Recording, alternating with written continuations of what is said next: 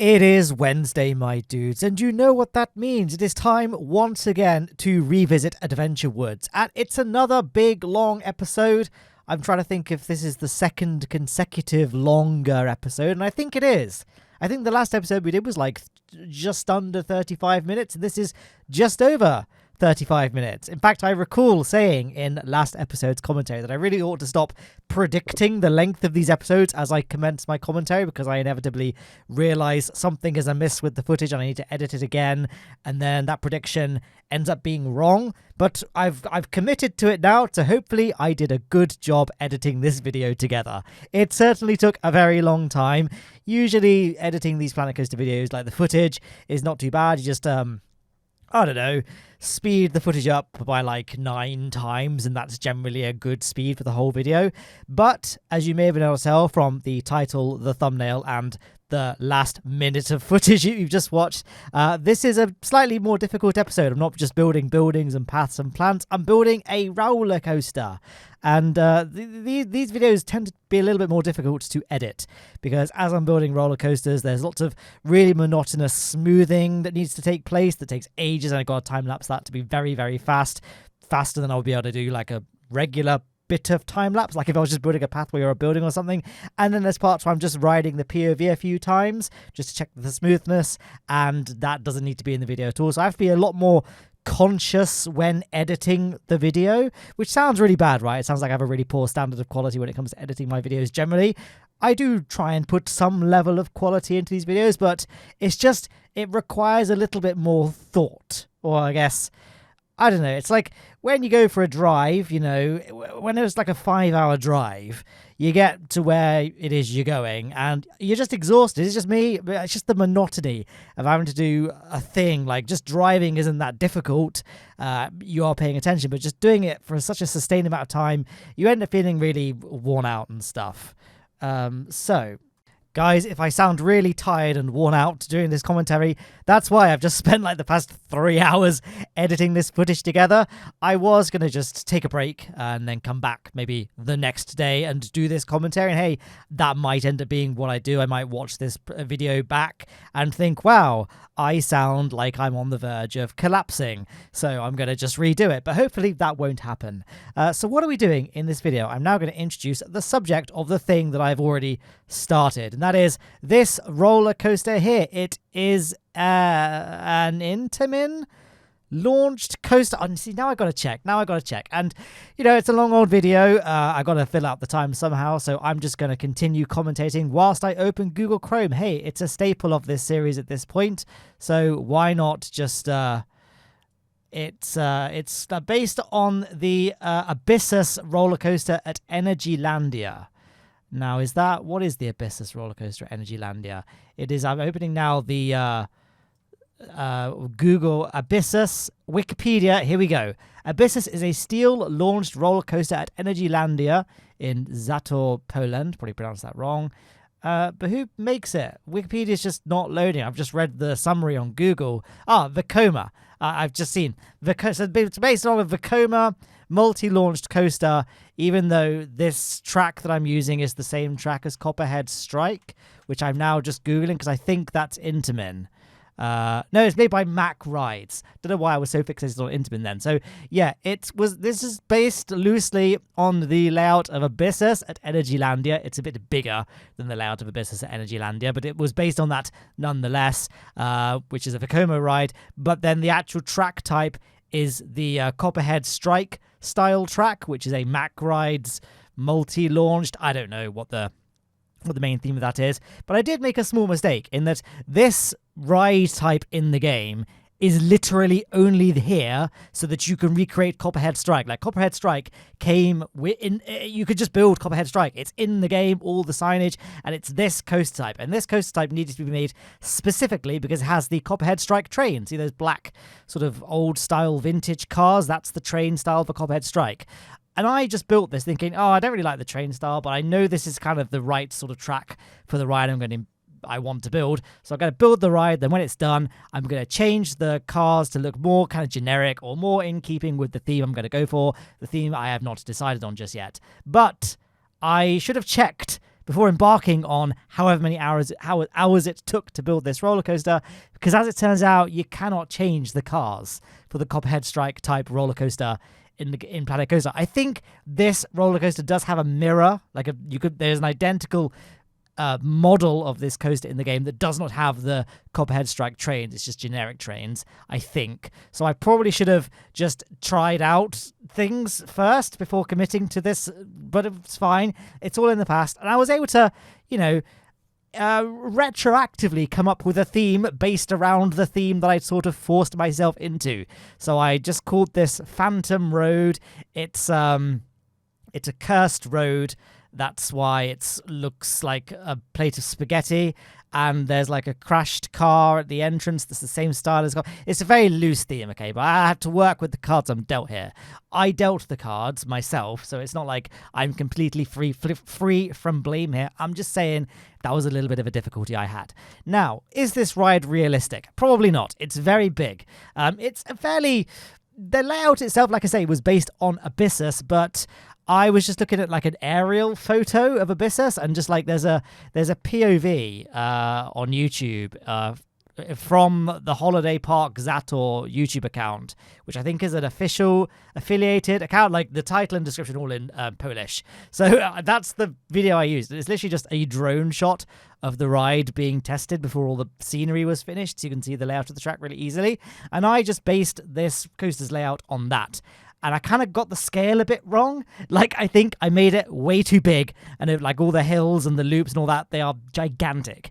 The real ride, I don't think, is quite as tall as this one. But there are rides that are in this style that are this sort of height. Like this little, I don't know what this element is called, but it's probably got a name, that where there's that big launch run, and then there's that big vertical, like non-inverted half loop. This is going to be what I'm going to go for describing this. You guys can see this element here that I'm moving out.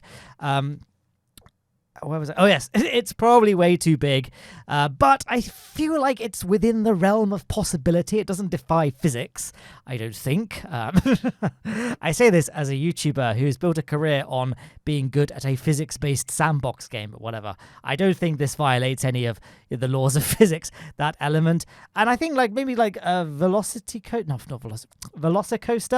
the Jurassic Park roller coaster that opened at Islands of Adventure, that's apparently really good. I feel like the top hat loopy thing that I was struggling to describe earlier is a similar size to this roller coaster. And if it isn't, well, there's always a world's first for something, isn't there? Let's just say Mack rides / Vekoma rides. They collaborated, made this weird hybrid model of coaster, and decided to go all out, make it big and extravagant. Which is ironic, considering that I started this series with the intention of this park being very low budget, very small scale. Everything is fairly, not too extravagant. And now we just have this massive monstrosity. Maybe the owner of the park just Lowne Aerospace, they didn't make much money at the beginning of this year. I scaled back the amount of KSP content I was producing, so I didn't get, we didn't get as much money for Lowne Aerospace because we just weren't launching many rockets. But I've been launching a few Kerbal missions recently.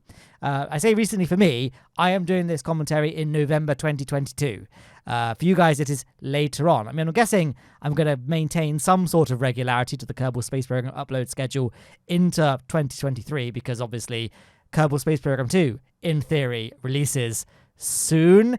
So I should probably tell YouTube's algorithm that I'm a Kerbal Space Program YouTuber, so that when the KSP2 comes out, I get promoted, as my career. So yeah, that weird sort of setup aside, we've been posting more rocket videos out, which is weirdly how Lowne Aerospace gets its funding, not through government contracts, which you'd think would be how they would get their funding. But yeah, we've been getting more money in. So we've gone to our theme park department and said, hey, you guys, we got some more cash. I know we said to you that we didn't have the budget to build a big scale theme park like Velocity Lake, but we rescued Scott Manley from Leith, and that netted us quite a little bit of decent dosh. So we can build this roller coaster here. And hey guys, I'm going to let you just enjoy this POV. We're doing 10 minutes into the video because I now have pretty much finished the layout of the coaster. It's not final. There's a few sort of little bits that need smoothing out. And of course, the supports aren't very accurate because there are bits of track that are just mysteriously floating right now. Like I say, this bit here, I think, is compliant with the laws of physics, but there are parts of the track that are definitely not. There are parts where the track is just floating because the way kind of the track layout interacted with itself, it ended up meaning that the supports wouldn't spawn properly. So we're going to have to go in and put our own custom supports in places here and there to make the track properly supported. But I think as a general first draft, this is pretty close to the final product. And I think you'll agree it's pretty restrained. Well, I don't want to say restrained, but it's not too over the top. Like, I think one of the most unrealistic coasters I've built in Planet Coaster was at the end of Neptune Park. Neptune Park was a bit of a silly park in retrospect. Well, it wasn't silly, but like, I wasn't really a big coaster nerd. Well, I was, because I got big into Planet Coaster, but I wasn't really aware of like the limitations and like the way rides are built and the kind of laws of physics that they have to adhere to. And so I would just build big unrealistic rides, and then like, these would not exist in real life because the trains would derail or they just couldn't handle the forces. An even more extreme example, actually, I just remembered Mirror Lake was a thing. Those rides were ridiculous, but I was still in like Roller Coaster Tycoon 3, wide-eyed view. Let's build the craziest stuff possible and not worry about if it's realistic or not. So just pretend Mirror Lake is not canon, okay? Even though I think it is literally referenced in this park. Like, some of the signs are advertising for Mirror Lake. So, oops, never mind. But, oh, yes. So anyway, in Neptune Park, I decided to cap off the series by saying, hey, I've tried to do a realistic, like, all the roller coasters I think are pretty realistic. I think in retrospect now, looking back, not all of the roller coasters were super realistic. But at the time, I set out with the best intentions, and I truly did genuinely believe, in good faith, that the rides I had built were realistic. But I thought I'd end the series with a ride that was not quite so realistic. I just went all out, built this insane thing. It probably wasn't that OTT in retrospect, but it was unrealistic. And this is kind of that. I realise now not a lot of people related to that whole story, but I'm just saying, if you were there for Velocity Lake and you know which ride I'm talking about, this is kind of like the spiritual successor to that. But I do think that even though this is probably the most unrealistic ride in Adventure Woods, it's still within the realm of possibility. And I do genuinely think I can't see any glaring reason as to why this ride wouldn't be able to exist. Like, none of the G-forces are crazy or unrealistic. Like, it never exceeds a dangerous like G-force level. I just think the scale of like the elements and just the verticality of it is like a little bit oversized, but not to an unrealistic extent. But you guys can be the judge. Maybe Silvarret is in the comments. Silvarret, of course, big real Planet Coaster YouTuber, right? And I would love Silvarret's feedback on this ride's layout, but I hope you don't notice, Silvarret, if you are watching, that I've totally plagiarized your fences here.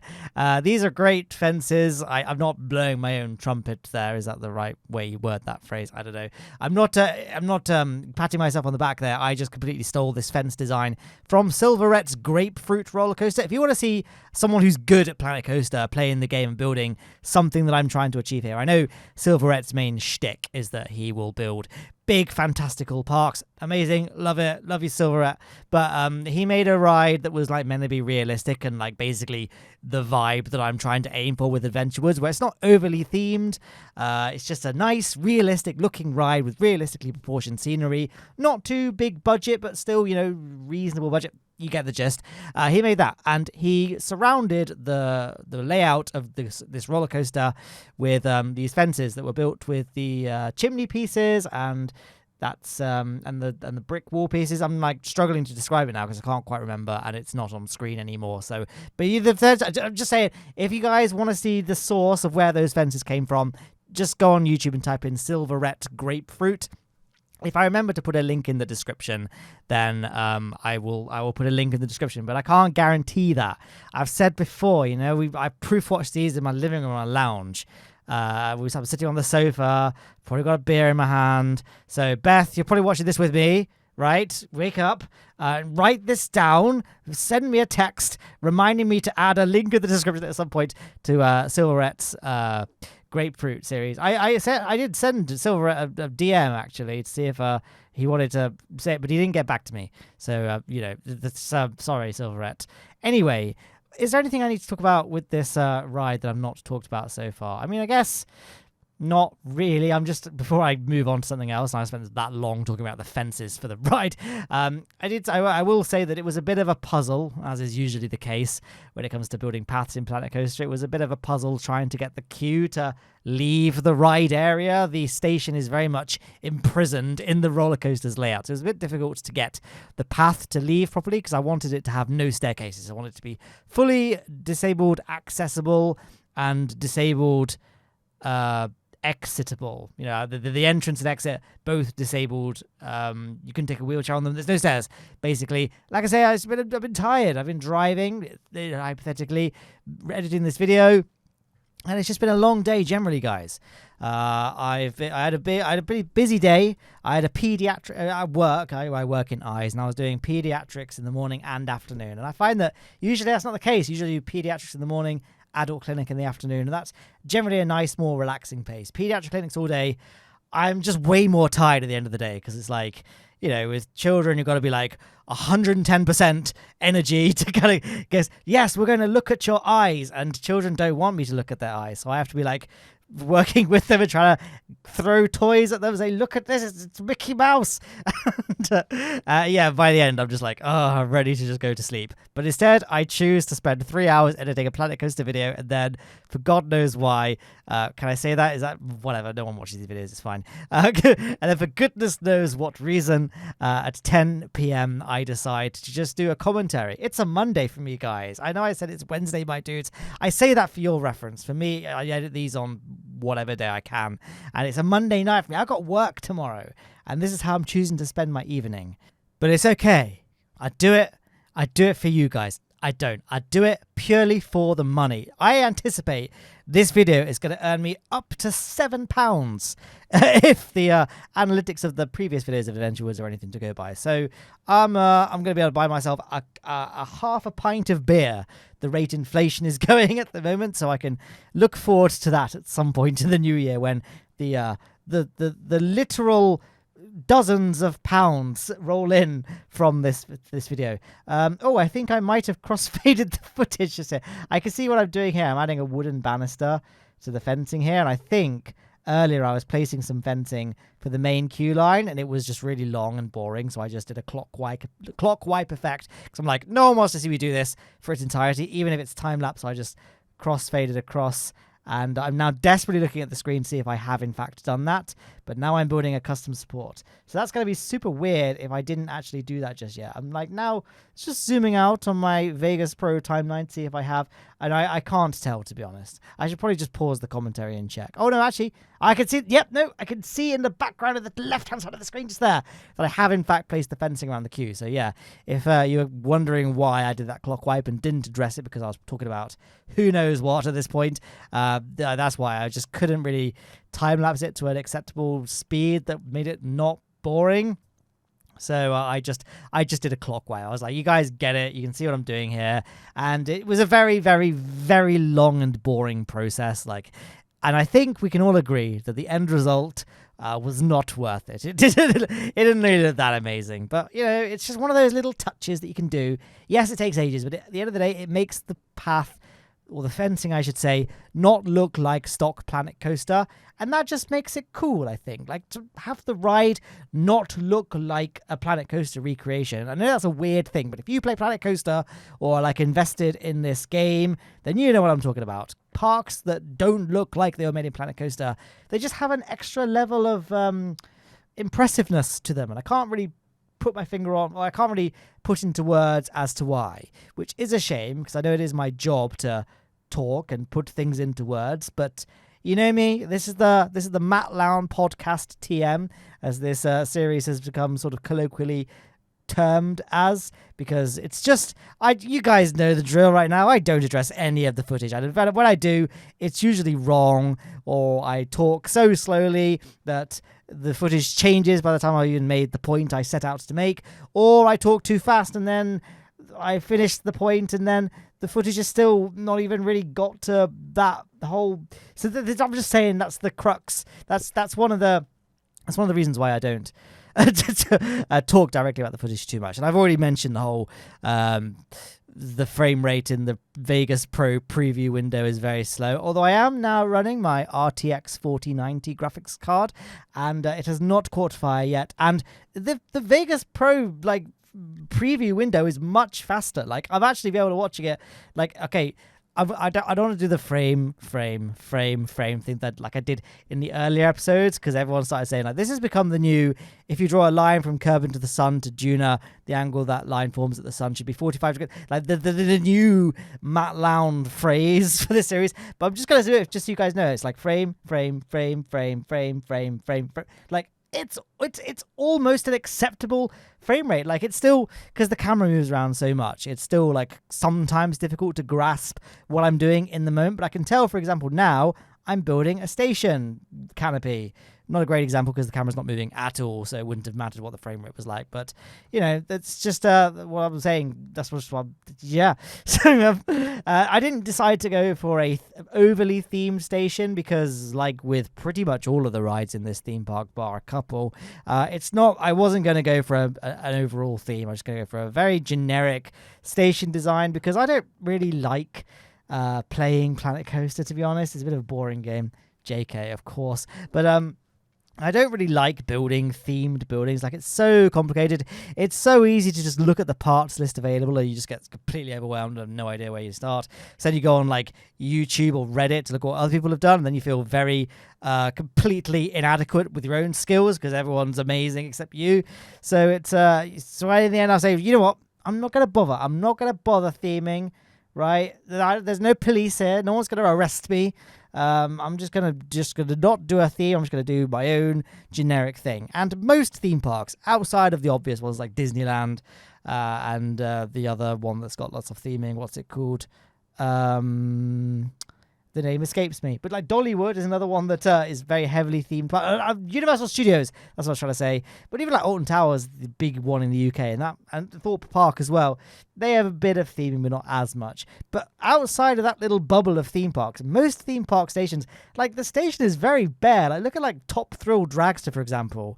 Bad example because that's closed in theory. The announcement was like, it's closing as you know it, which means they're probably just going to paint it or something. But like Millennium Force or even Fury 325, the station is basically some poles with a roof, and that's it. There's no like big building around it. So that's why. So I don't feel too bad about this being a very unthemed station. If anything, it's just a more realistic for the type of park that I was going for, which obviously doesn't really complement the very unrealistic nature of this ride. When I say that, I don't know. What is the consensus? Let me know in the comments down below, of course. Yellow banana farmers represent. Bad choice of Easter egg to include there because bananas are yellow. So that's gonna. What about purple pineapple pickers represent?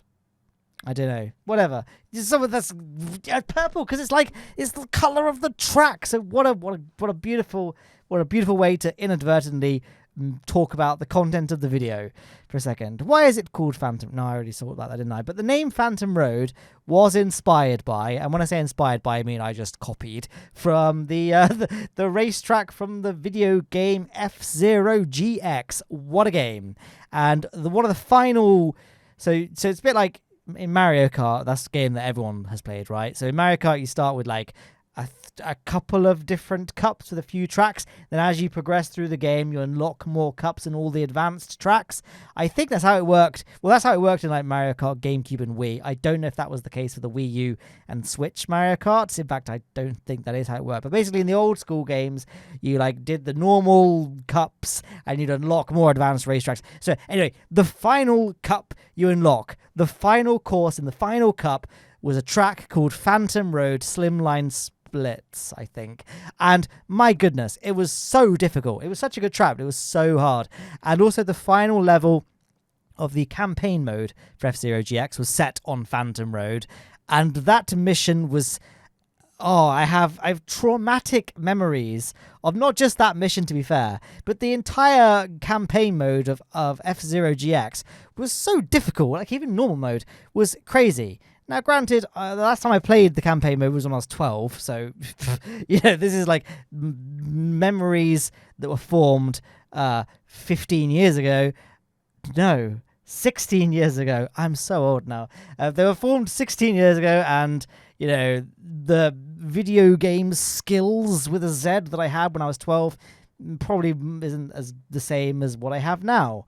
Now I play Kerbal Space Program and Planet Coaster, so these games probably don't complement my abilities to play F-Zero, but you know, I'm just I mean, maybe like, I don't know if I'm just better at games now because I've got so much experience, but like I've started playing Black Ops 1 again recently. Like I played Black Ops 1 so much when I was like 15, 6, I can't remember, whenever it came out, when I was that, it was like 15-ish years of age, and I was like pretty average. Like I play Team Deathmatch and come like middle of the pack.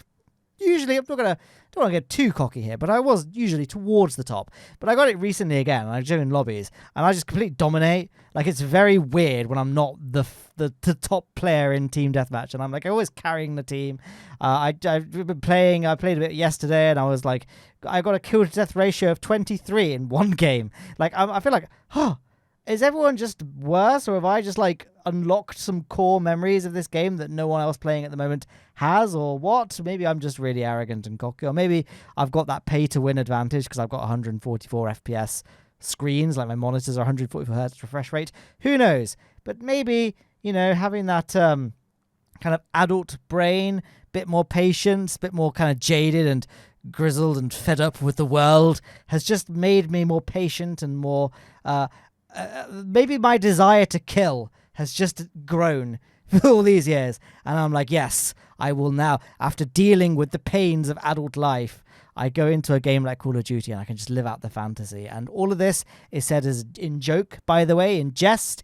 I don't mean any of this literally, because that would be kind of messed up, for one, and also because of, you know, monetization. I've got to make that £7. I've set that as my goal. I'm gonna write that down, saying yes, when you publish this video, you can go and get yourself a half pint of tribute pale ale to celebrate the publication of this magnificent video, if it even makes it. You know, like I say, like I was saying earlier, who knows? I'm like hallucinating. I'm very tired. I'm at the end of my wit's end when it comes to energy. So I might watch this video and just think like, this is terrible. Who knows? This may even be, I could be hallucinating right now, and this could be the screaming episode that everyone kept asking for in Velocity Lake, and I assumed that started as a joke, but towards the end it was such a common comment that I don't know if it was actually a genuine thing that people wanted. I do realise now that I'm once again referencing a video series that a lot of you might not have watched before, but basically, you guys get it, right? In these videos, I'm quite self-deprecating. I say like, oh, these videos, the commentary is just chaos, it's a complete stream of consciousness, and towards the end, I'm just having a proverbial mental breakdown, and then I talk about topics like, oh, how my desire to kill is rising, and that was a Simpsons reference. Don't take that out of context. I should stop digging this hole at this point. It's not a good thing to be talking about on a video platform which is known for demonetizing people for very much lesser offenses. So let's just quickly scurry away from this. But yes, I was once again referencing a video series that not many people know about, or have seen. So I made a little series called Velocity Lake, and I would often reference the same stuff that I reference now in Adventure Woods, where, I don't talk about the footage and my commentary is just complete chaos, and it's just getting worse and worse as the episodes go on, and I reckon by like episode 28, it's just going to be an episode of me just screaming into the microphone for half an hour, and then that's the end of the episode. And it's not even like I got any footage, it's just black screen, and then it got like this, I want to say, cult following. Everyone was like, oh yes boys, here we go, only 8 episodes away from the screaming episode. I'm like, guys, I'm not genuinely going to do a screaming episode. Like, contrary to popular belief and contrary to what I say, like, I do like try with these commentaries. I like embrace the relaxed style. I like to have a more conversational tone and let you guys know how things are going, because like Space This Week is obviously very 100% scripted. Kerbal Space Program isn't generally scripted, but like I do kind of pause, look at the footage and think, right, I need to say this and this. I know, right? Who'd have thought, based on the quality of my content in Kerbal Space, or like, you know, the commentaries that you're probably used to. I'm just saying, I do actually put some time and effort into thinking about what I'm going to say. Hey, look, I drained the lake here. I'm just very quickly going to talk about this. I had the rough water which I thought looked a bit weird and didn't look very good, so I changed it to the smooth water. So now for the rest of the series, the water's going to look different. That's why it looks a bit more realistic. Although in time-lapse, it's a less interesting thing to see in the background because there's not like a constant movement on the water. Anyway, whatever. So, yeah, there's not going to be a screaming episode in Adventure Woods, I think was the conclusion I was trying to reach throughout that entire whatever that was. Yeah, I just rewound to check because I completely forgot how I even got onto that. And yes, I said around the 27-ish minute mark that yes, this could be the screaming episode. I've just hallucinated the entire past half an hour or so of commentary, and I've just been like screaming and crying into the microphone, and this was the screaming episode, but I do hope it isn't. And if it is, I'm sorry, Beth, that you saw this whilst proof watching this with me. No one else. This ain't going to see the light of day. if it was. Maybe for Patrons. Hey, you should join my Patreon, guys. You get the screaming episode.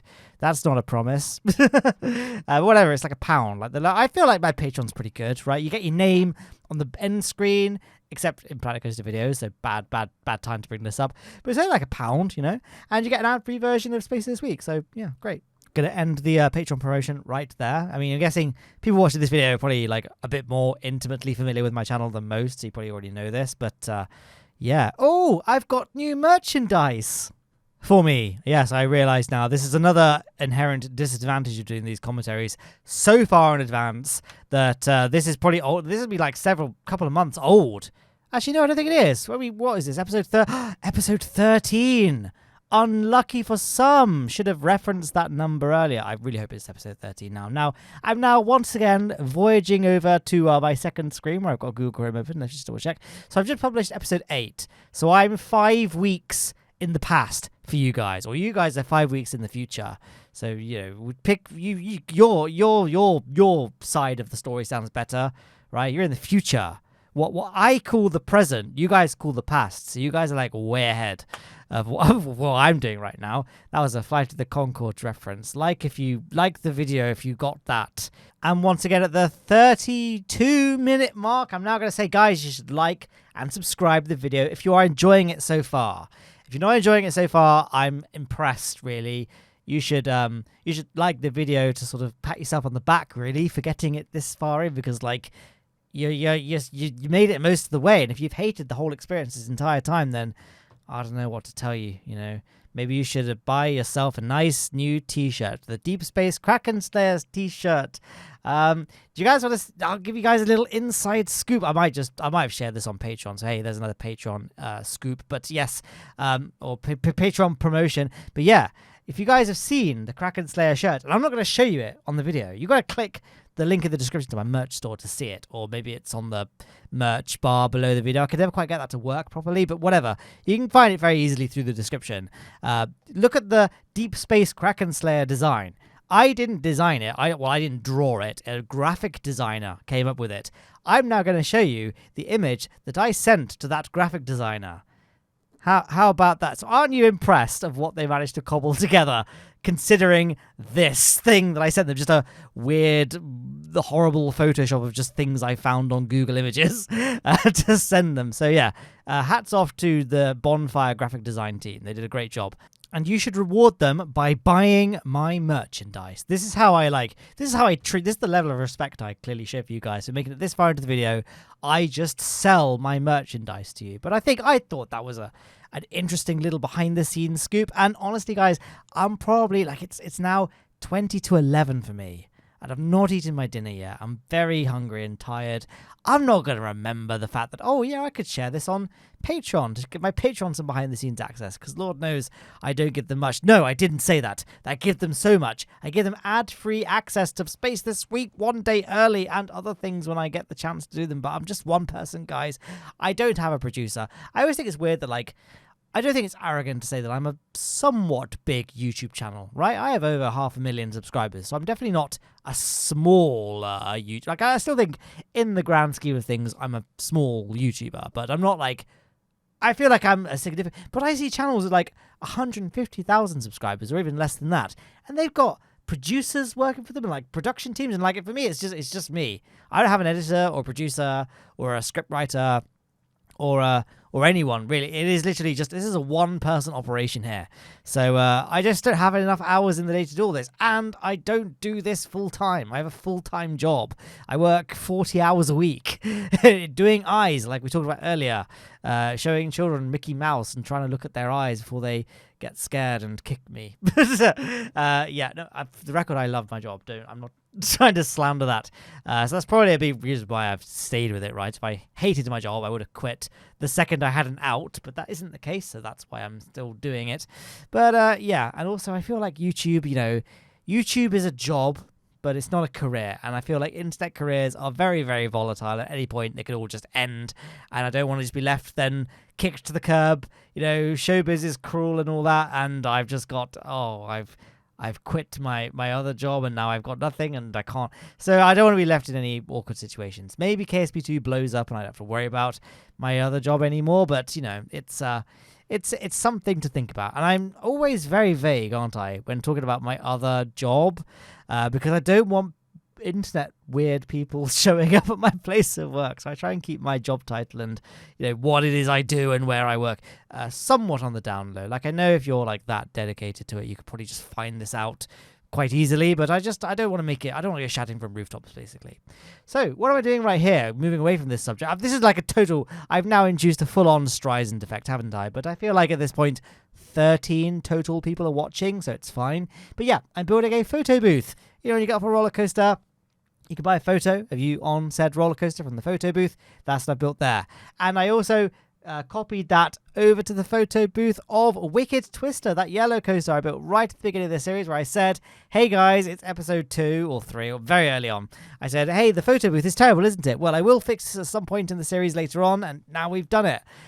Did it? I don't even recall seeing that in the footage, but if I accidentally cut it out, rest assured that I did duplicate that photo booth stand thing I built and put it in the Wicked Twister photo booth stand area. I think I might do it later on even, but I don't think I do. I think that's it there. It's all done now. And that's, speaking of it's all done now, eh? Hey, I've pretty much finished everything I set out to do in this episode. And yeah, it's been a long one. I did genuinely almost make this 2 episodes, but I decided not to, because you guys, there was a good response to the longer episodes. Like, I've just published the parking lot episode, and people seem to like the fact that it was a longer episode. And I put a little bit Easter egg towards the end, and people commented that, and clearly a lot of people were watching it. I guess in total I only saw 10 comments with that, so maybe I'm just only 10 people watched it through. But I like to think that most people don't comment the Easter egg things. So then the people that do, it's times that by 10 to get the accurate reflection. I have no idea. But anyway, that's the ride there. So I'm going to show you guys a POV. You made it this far, but I will be back at the end. So don't click off. I'll see you later.